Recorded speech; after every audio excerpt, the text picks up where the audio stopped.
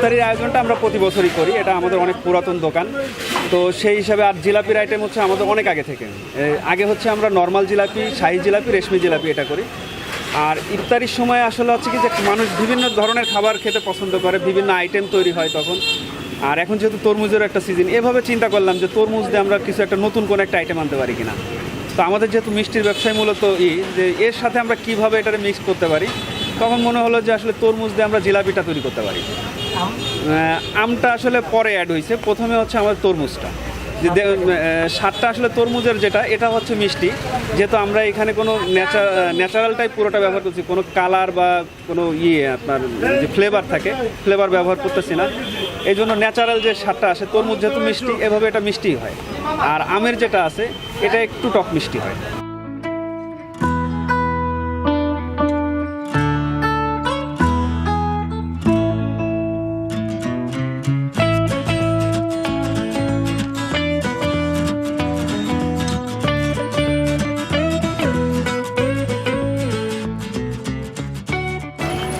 এইখানে আসলে আমি শুনে আসছি এখানে নাকি কাঁচা আমার তরমুজের জিলাপি পাওয়া যায়।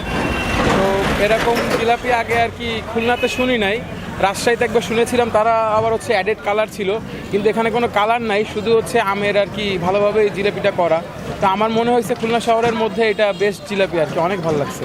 কাঁচা আমের জিলাপি আর তরমুজের জিলাপি জানেন কিভাবে?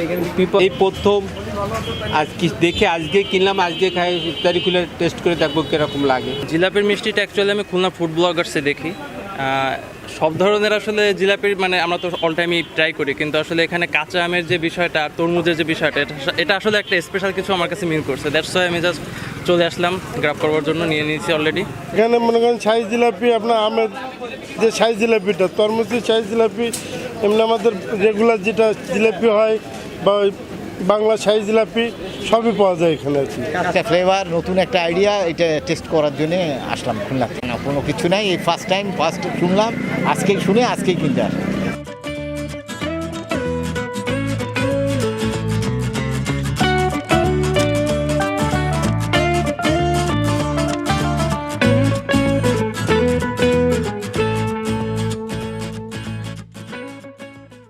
সংবাদ, ফিচার ও অনুষ্ঠানের জন্য ভিজিট করুন সংবাদ প্রকাশের ওয়েবসাইট এবং যুক্ত থাকুন ফেসবুক পেজ ও ইউটিউব চ্যানেলের সঙ্গে।